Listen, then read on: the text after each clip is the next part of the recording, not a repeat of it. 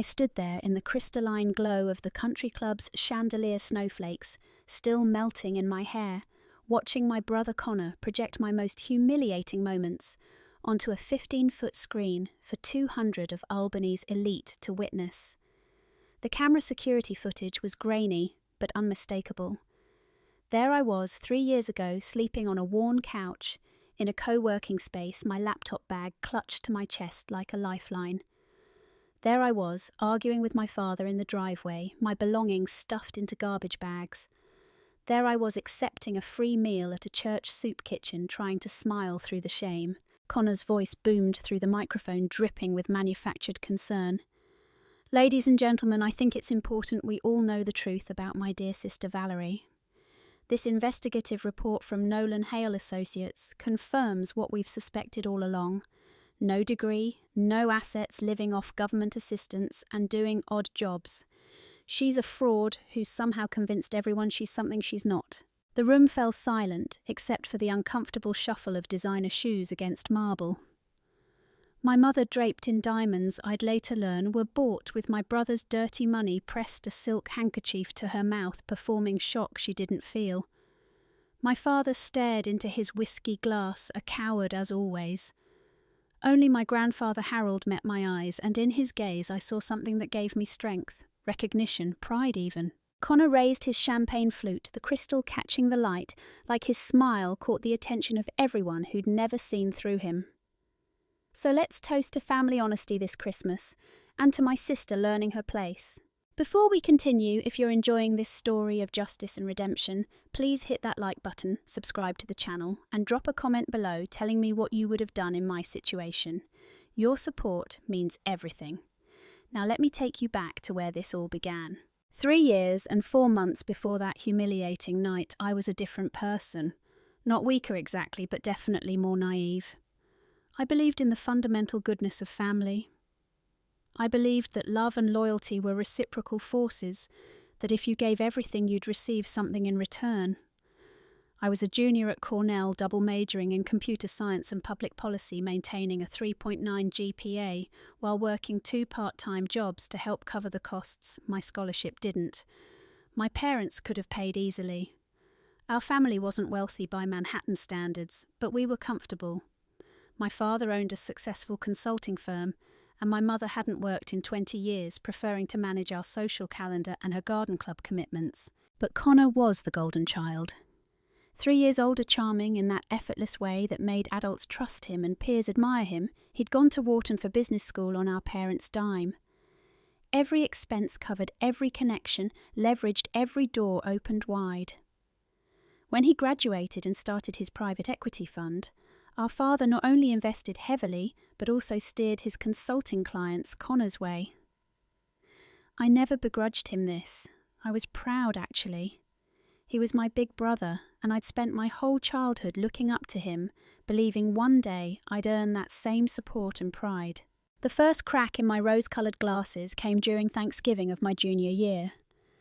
I'd come home exhausted, running on 3 hours of sleep, having just submitted a research paper that my professor said showed exceptional promise. I was excited to share the news, to maybe finally hear my father say he was proud of me too. Instead, I walked into a celebration. Connor had just closed a $10 million deal. Champagne flowed. My father beamed. My mother had invited the neighbours over. I waited for a pause in the congratulations, then mentioned my paper. My mother patted my hand absently. "That's nice, dear. Can you help me in the kitchen?" My father didn't even look up from his conversation with Connor about market positioning and leveraged buyouts. I spent that Thanksgiving serving food and clearing plates, while my brother held court, his success the only achievement that mattered in that house. That was the pattern for the next year. I graduated summa cum laude in May. Connor bought his second vacation property. Guess which one made the family newsletter? I won a competitive fellowship to work on a government technology initiative. Connor's fund hit $50 million in assets under management. Guess whose achievement got framed and hung in the living room? I told myself it didn't matter. I was building something meaningful, working on projects that could genuinely improve how government agencies served citizens. The fellowship didn't pay much, barely enough to cover a tiny apartment in Albany and ramen noodles, but the work was important. I was developing a platform that could streamline permit applications, reducing processing time from weeks to days. Real people would benefit from this. Then the fellowship funding got cut. Budget reallocation, they said. Political priorities shifting, they explained. I had 2 weeks to vacate my apartment. I called my parents. My mother sighed that particular sigh she'd perfected over decades of mild disappointments. Valerie, we've already discussed this. We can't keep bailing you out. You made your choices. If you'd gone to business school like Connor suggested instead of pursuing this government nonsense, you'd have a real career by now. My father was more direct. You're 24 years old. Figure it out. I figured it out by sleeping in my car for a week. Then a friend let me crash on her couch until her roommate complained. Then I found the co-working space that let me sleep there if I cleaned the offices at night. I worked 3 jobs. Morning shift at a coffee shop, afternoon teaching coding to middle schoolers, nights cleaning and building my platform because I couldn't let it die. I believed in it too much. I rarely saw my family during those 6 months. They didn't call. When I called them, conversations were brief, my mother always having to run to some commitment, my father always in a meeting. Connor responded to my texts with sporadic one-word replies. Once I asked if I could borrow $500 to fix my car.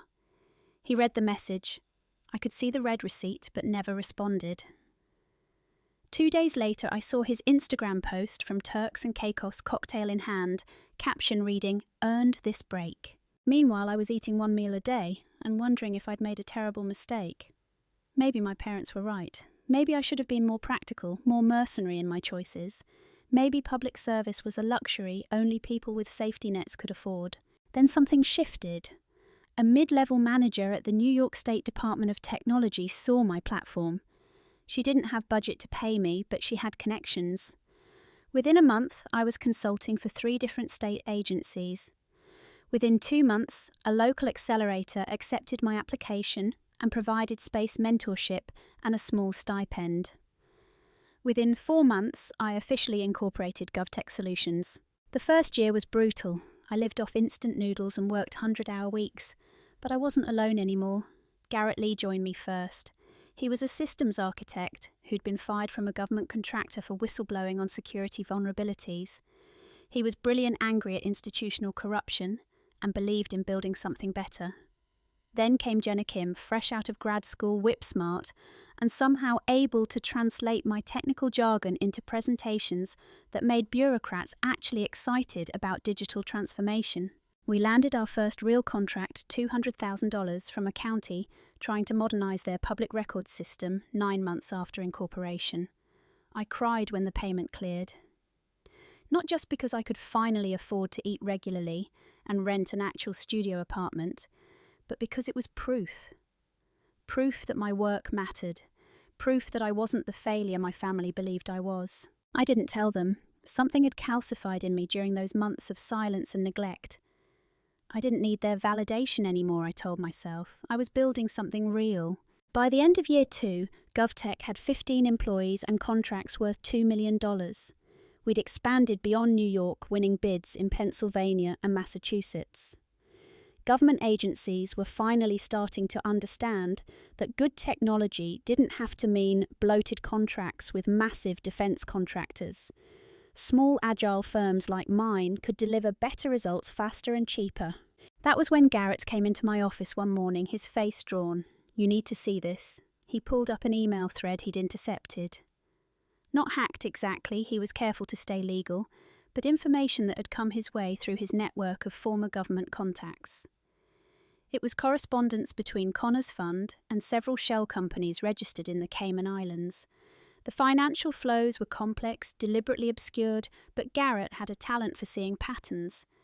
This looks like money laundering, and I think some of these investor funds might be from people who don't know the money is going overseas. I stared at the screen, a cold weight settling in my stomach. "Are you sure?" 90%. I need more to be certain, but Val, this is federal crime territory. SEC, possibly FBI. I thought about the little brother who'd taught me to ride a bike, who'd defended me from playground bullies, who'd once promised we'd always have each other's backs. Then I thought about the man who'd ignored my desperate text message while vacationing on an island. The man whose success had been built on our parents' money and connections while I'd been sleeping in my car. Keep digging quietly. Over the next 6 months, as GovTech continued to grow, Garrett built a case. We weren't law enforcement, but we were thorough. Shell companies, tax havens, investor funds that disappeared into offshore accounts while Connor paid them modest returns from new investors' money. It was practically a textbook Ponzi scheme dressed up in legitimate-looking private equity paperwork. I didn't know what to do with the information. Part of me wanted to march to my parents' house, throw the evidence in their faces, demand they see Connor for what he really was. But another part of me, the part that had grown harder and more calculating over the years of neglect, wanted something more. I wanted them to see my success first.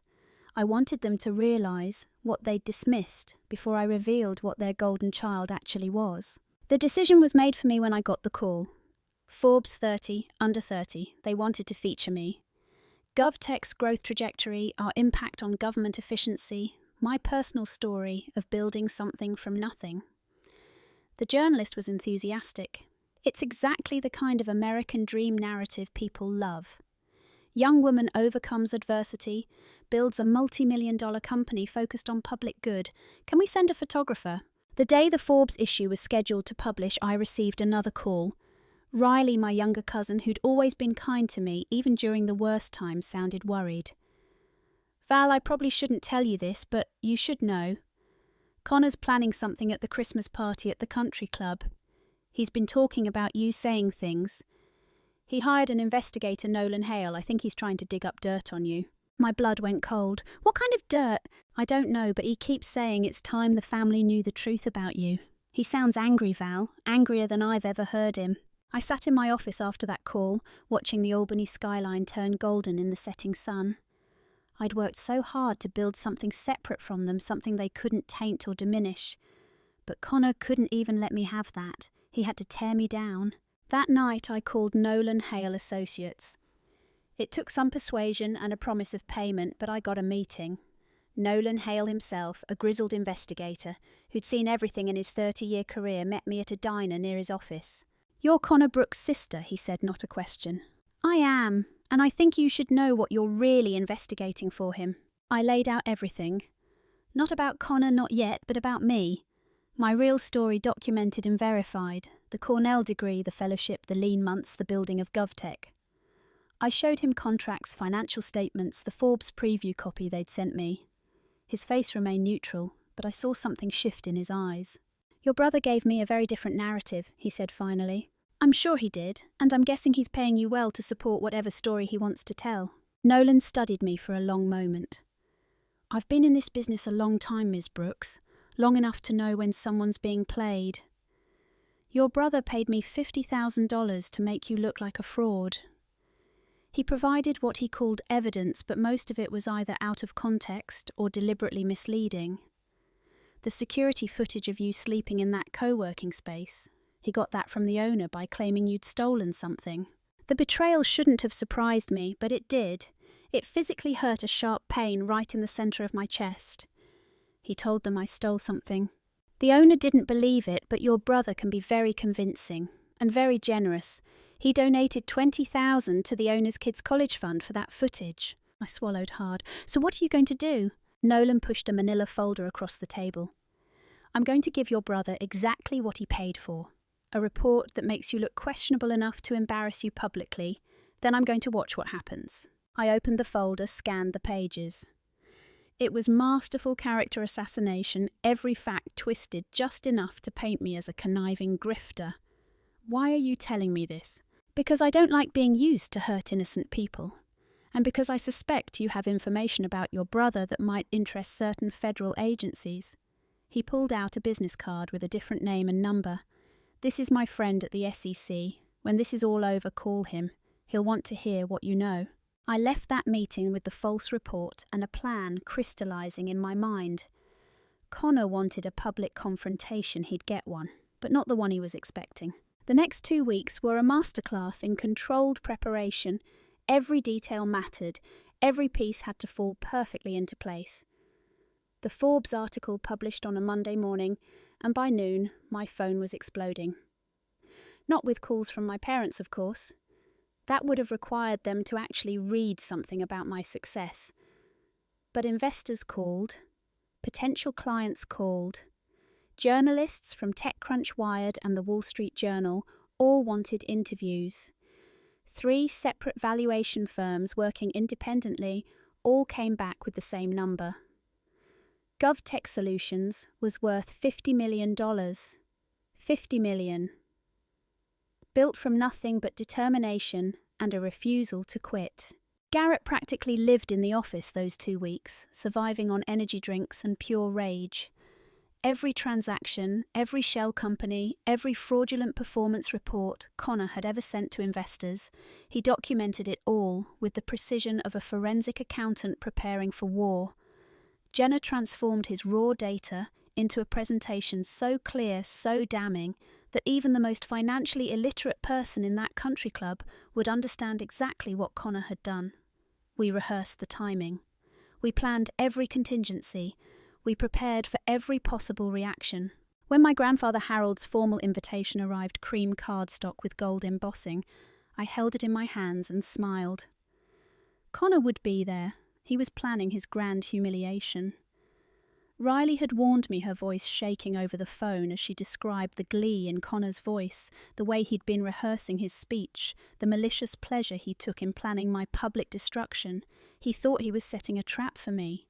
He had no idea he was walking into his own execution. Which brings me back to that crystalline moment. The chandelier overhead throwing prisms of light across 200 faces. The massive screen behind Connor displaying my most desperate moments in high definition. My younger self exhausted and hollow-eyed trying to sleep on that threadbare couch. My belongings in trash bags. My hands accepting a free meal I couldn't afford to be too proud to take. The soundtrack to my humiliation was Connor's voice dripping with false concern and barely concealed contempt narrating my failure for an audience that included senators, CEOs, old money families who'd shaped Albany for generations. The room held its breath after his toast. Uncomfortable silence pressed against the walls. Eyes darted between me and Connor, waiting to see if I'd cry, if I'd run, if I'd break. Not one person stood up for me. Not one voice called him out. They were content to watch, to judge, to whisper later over cocktails about poor Valerie Brooks and her unfortunate circumstances. But I didn't break. I'd been forged in fires hotter than their disapproval. I set down my champagne glass with deliberate care, the crystal ringing against the table like a bell. Then I walked toward the front of the room, my heels clicking against marble in the silence, each step measured and purposeful. The crowd parted without anyone making a conscious decision to move. They simply got out of my way. Connor's triumphant smile flickered when he saw my face. No tears, no shame, just cold, focused determination. I reached the podium and extended my hand. For a moment he actually thought about refusing to give me the microphone. But we had an audience, and Connor had always been a performer. He handed it over with a condescending little pat on my shoulder, already opening his mouth to make some dismissive comment. I turned to face the room before he could speak. "Thank you, Connor. That was quite the presentation." My voice carried across the ballroom, clear and strong. Not a tremor. Not a hint of the girl who'd slept in her car. "You clearly invested significant time and money into investigating your own sister. The Nolan Hale report alone must have cost, $50,000. That's almost as much as you spent on your Turks and Caicos vacation last spring. The one you took while I was asking to borrow $500 to fix my transmission." The energy in the room shifted, people leaned forward. "Though I have to say, Connor, your research had some interesting gaps. Shall I fill them in?" Connor's face drained of colour. "Valerie, this isn't the time or place to what? Tell the truth." "But Connor, you just spent 15 minutes telling everyone here about my truth, about how I'm a fraud, a failure, a cautionary tale." I smiled, and it wasn't kind. "The least you can do is let me provide some context." I could see his mind racing, calculating, trying to figure out what I knew, what I had planned. His hand twitched toward the microphone, but I'd already turned away, gesturing toward Riley. My cousin stood up near the AV booth, the flash drive I'd given her 2 hours ago already in her hand. She'd been waiting for this moment, watching for my signal. Our eyes met across the room. I nodded. She plugged it in. The screen behind me went black for 3 seconds. Long enough for Connor to think he'd regained control. Long enough for him to start smiling again. Then the image loaded. Forbes 30, under 30. My face professional and powerful, staring out at the same people who'd just watched me sleeping on a couch. The headline blazed across the screen in letters large enough to read from the back row.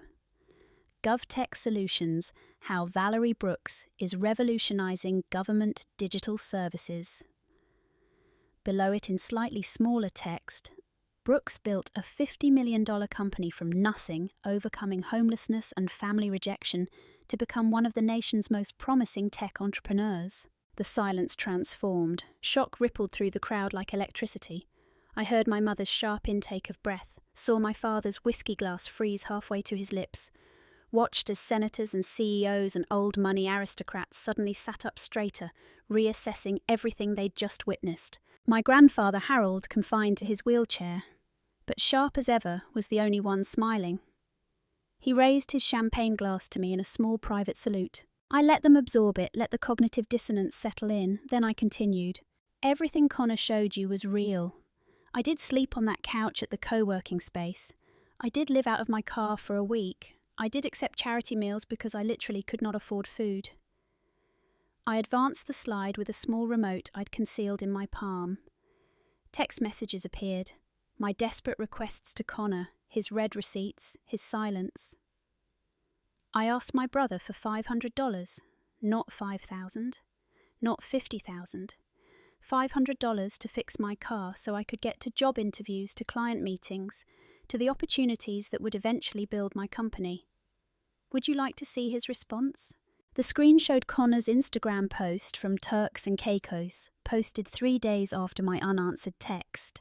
Him on a yacht cocktail in hand, caption reading, "Success tastes sweet," with a money bag emoji. Someone in the crowd gasped. I didn't look to see who. While Connor was building his empire with our parents' money, with their connections, with every advantage money and privilege could buy, I was building mine with nothing. No family support, no trust fund, no safety net, just work. 3 jobs, 100-hour weeks, ramen for dinner, and an absolute refusal to give up on something I believed in. I could see Connor calculating, trying to figure out how to regain control of the narrative. He stepped toward me, reaching for the microphone with that same condescending smile he'd perfected over the years. I moved the microphone smoothly out of his reach, still addressing the crowd. But here's what Connor didn't show you. What he didn't investigate quite thoroughly enough. Garrett, would you mind? Garrett stood from his position near the back, his laptop already open, already connected to the presentation system. He looked at Connor for a long moment, then clicked. The screen transformed again. Financial documents, transaction records, corporate filings stamped with official seals, bank routing numbers, offshore account statements, the kind of evidence that doesn't lie. Connor's private equity fund, Brookdale Capital, has been systematically defrauding investors for 3 years. Garrett's voice was calm, clinical, devastating. Money flows into the fund, gets immediately transferred to shell companies registered in the Cayman Islands, and disappears from investor accounts. Meanwhile, Connor sends out fabricated performance reports showing impressive returns. Classic Ponzi scheme structure. Current estimated fraud amount is $37.4 million, involving 43 separate investors. The room exploded. Not polite murmurs anymore, but actual chaos. People shouting questions, chairs scraping back.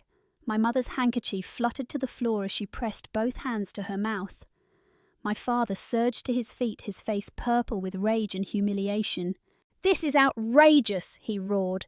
"Valerie, you cannot make baseless accusations like this. You can't stand here and slander your own brother without a shred of evidence." I turned to face him directly, and something in my expression made him step back. "Evidence? Oh, Dad, I have so much evidence." I gestured to Garrett, who was already clicking through the slides. "Here's an email from Connor to his accountant in Grand Cayman, discussing how to mask the transfers. Here's a bank statement showing investor funds being immediately rerouted offshore. Here's the fake performance report he sent to the Johnsons. I pointed to an elderly couple in the third row who'd gone white. 22% annual returns, he told you. Your money was actually sitting in an account in Georgetown, earning Connor interest while he paid you back with other people's investments. Garrett continued clicking. Each slide was another nail in Connor's coffin. Emails, spreadsheets, wire transfers, audio recordings of phone calls where Connor coached his associates on how to lie to investors. 3 years of fraud laid out in meticulous, irrefutable detail. Connor lunged at me, then all pretense of control shattered. "You fucking bitch! You ungrateful, vindictive bitch!" His hands reached for my throat, his face contorted with rage. He didn't make it 3 steps. The 2 security guards I'd hired, both former Secret Service agents, intercepted him with professional efficiency. They had him restrained before he could touch me, his arms pinned behind his back, his expensive suit jacket twisting as he struggled. Ungrateful. I repeated the word, slowly tasting it. Connor, you need to understand something. I had nothing to be grateful for. You gave me nothing. Our parents gave me nothing. You all made absolutely certain I understood I was worth nothing to this family unless I became exactly what you wanted me to be. I walked closer to where the guards held him, lowering my voice so only the front rows could hear. The microphone caught every word anyway. I slept in my car, Connor. I showered at the gym. I ate 1 meal a day and wondered if I was going to make it through the winter. And you knew. You all knew. Mum saw my posts about struggling. Dad ignored my calls. And you read my messages begging for help and went on vacation. So, no, I'm not grateful. I'm not vindictive either. I'm just done. The massive oak doors at the back of the ballroom swung open with a crash that made everyone jump. Nolan Hale walked in, his weathered face, grim, flanked by 2 federal agents in dark suits with badges clipped to their belts. Behind them, Judge Clayton, my family's old friend, looking like he'd aged 10 years in the last 10 minutes. The crowd parted like the Red Sea as they walked toward the front. The lead agent pulled out handcuffs and the metallic click echoed in the sudden silence. "Connor Brooks, you're under arrest for securities fraud, wire fraud, money laundering and conspiracy to defraud investors. You have the right to remain silent. Anything you say can and will be used against you in a court of law."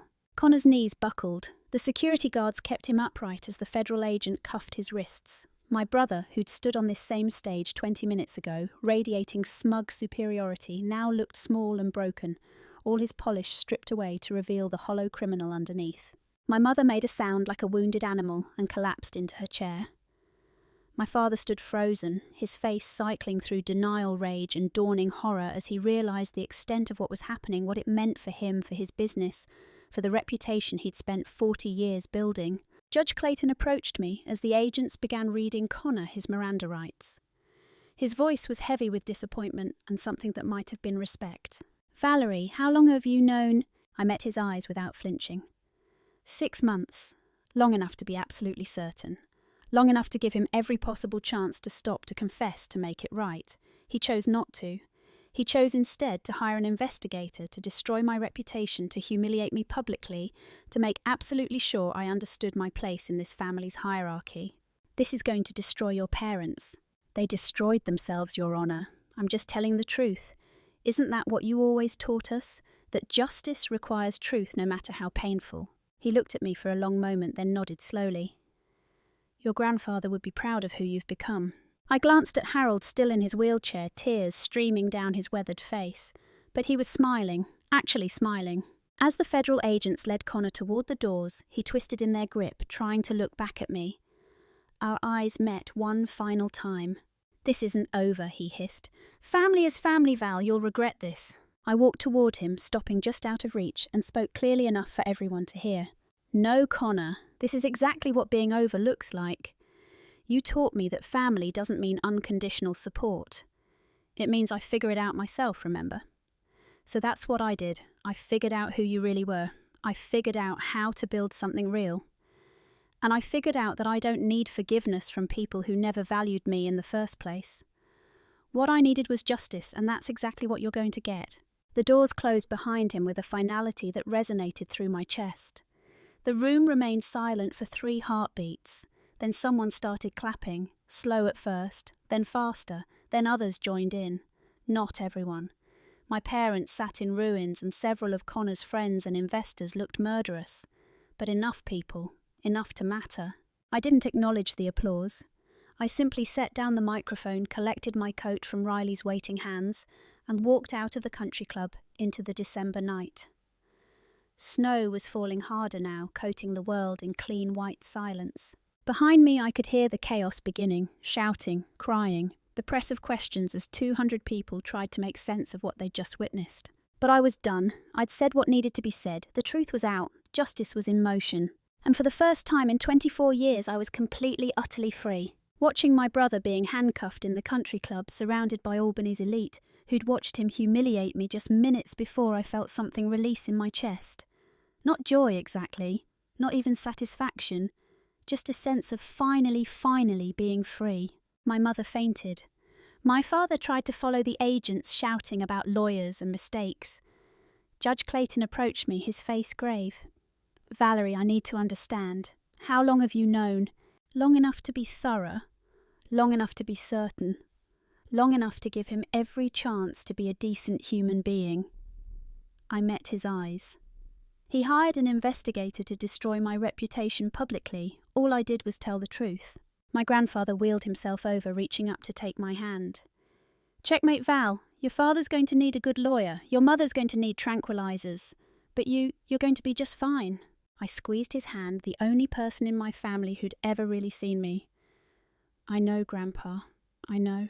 The next few months were chaos. Connor's arrest made national news. The investigation expanded, revealing that several investors had lost their life savings. My parents were questioned extensively. My father's consulting firm came under scrutiny for the deals he'd steered Connor's way. They lost everything. The house, the cars, the country club membership, all of it liquidated to try to repay defrauded investors. They called me. My father first, from a borrowed phone voice, shaking. "Valerie, you have to help us. They're taking everything. We're family." "Family," I repeated. The word felt foreign in my mouth. "Like when I asked for $500 and you told me to figure it out.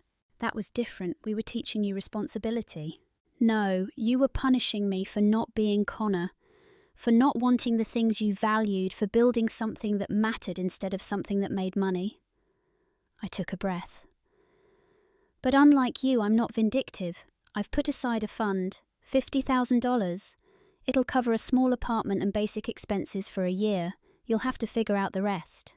"50,000, Valerie, we need more than that."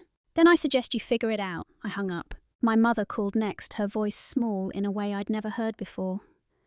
"I'm sorry. I should have supported you. I should have seen what Connor was doing."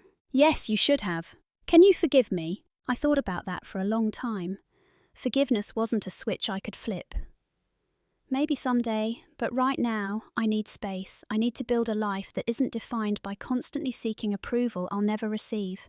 "I'm proud of you," she whispered. The words I'd craved my entire childhood.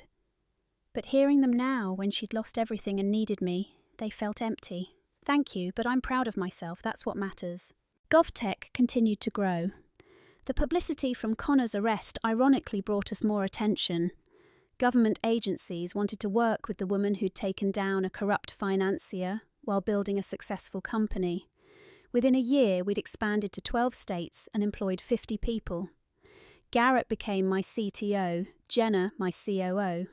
We were featured in TechCrunch Government Technology magazine, and eventually Valerie Brooks appeared on the cover of Time magazine's Next Generation of American Entrepreneurs. I helped my parents despite everything. Not lavishly, but enough. They moved to a small condo in Syracuse. My father found work as a consultant for non-profits, his corporate connections worthless, but his skills still valuable in the right context.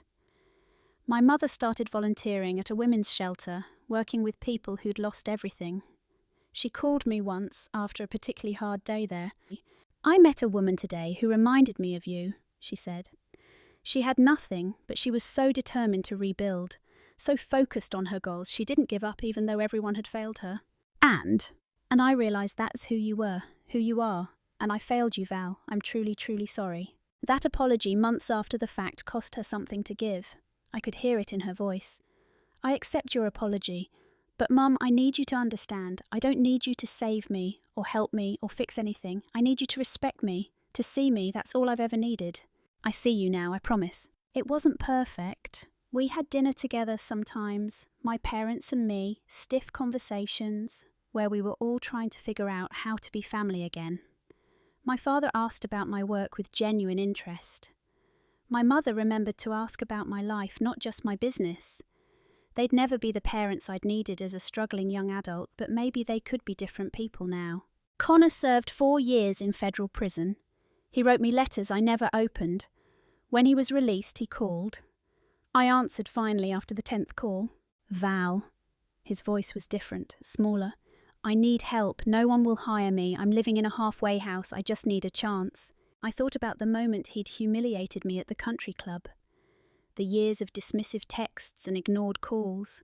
The calculated cruelty of hiring an investigator to destroy my reputation. Then I thought about who I wanted to be. The kind of person I could respect when I looked in the mirror. I'm not giving you money, I said, and I'm not giving you a job, but I'll give you what you gave me, a chance to figure it out yourself. That's it after everything. After everything, Connor, that's more than you gave me when I needed it. You have a brain. You have skills. Use them. Build something legitimate. Prove you've changed. If you do that, actually do that, maybe we can talk again. He called me every few months. Update calls, he said. He was working at a tax preparation service. He was taking online courses in ethics and financial planning. He was volunteering with a prisoner rehabilitation program. I listened but kept my distance. Trust wasn't something he'd earn back quickly, if ever. 3 years after that Christmas night, I stood on the balcony of my penthouse overlooking the Hudson River. GovTech was valued at $300 million. We'd revolutionized how 17 states handled public services. We'd won contracts with federal agencies. I had everything I'd worked for, everything I'd built, when everyone said I'd fail. My phone rang. Grandfather Harold. Hey, kiddo, just wanted to check in. You doing okay? Yeah, Grandpa, I'm good. Really good, or just saying it? I smiled. He always could read me. Really good. It's strange, I spent so long thinking that if my family acknowledged me, if they were proud of me, I'd finally feel complete. But now that I don't need that anymore, now that I've built something entirely separate from them, I feel more whole than I ever did. That's because you learned the most important lesson, Val.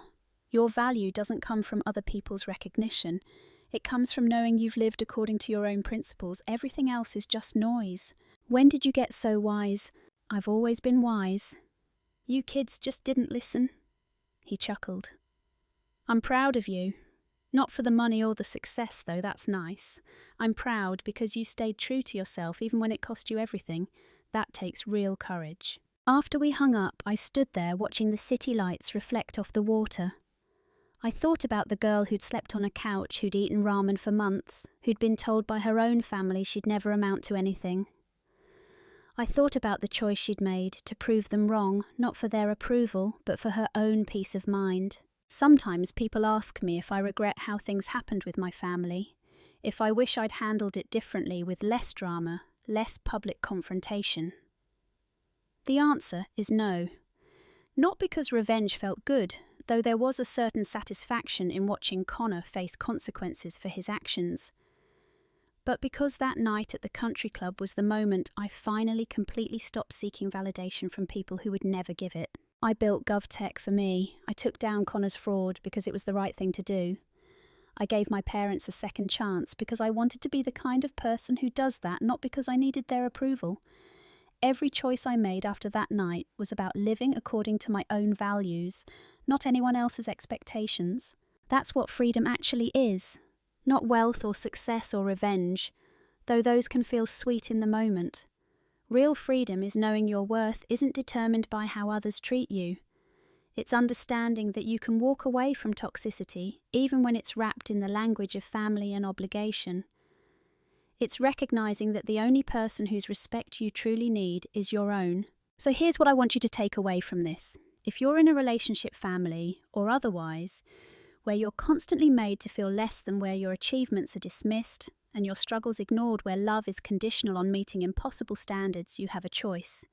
You can stay and keep trying to earn approval that will never come. Or you can walk away and build something better. It won't be easy. It might be the hardest thing you ever do. You might have to sleep on couches and eat ramen and work 3 jobs. People will judge you. They'll say you're abandoning your family, that you're being selfish, that real love means endless sacrifice. But real love, healthy love, is mutual. It doesn't leave you empty and questioning your worth. You deserve relationships where your value is recognized, where your contributions matter, where you're seen and respected for who you actually are. And if the people in your life can't give you that, sometimes the bravest thing you can do is walk away and build a life where you don't need their permission to thrive. The choice is yours, always has been, always will be. What are you going to do with it? If this story resonated with you, hit that like button and subscribe for more real stories about overcoming adversity. Drop a comment below and tell me, have you ever had to walk away from a toxic relationship? What gave you the strength to do it? Let's support each other in the comments. Remember, your story matters, and you're stronger than you think.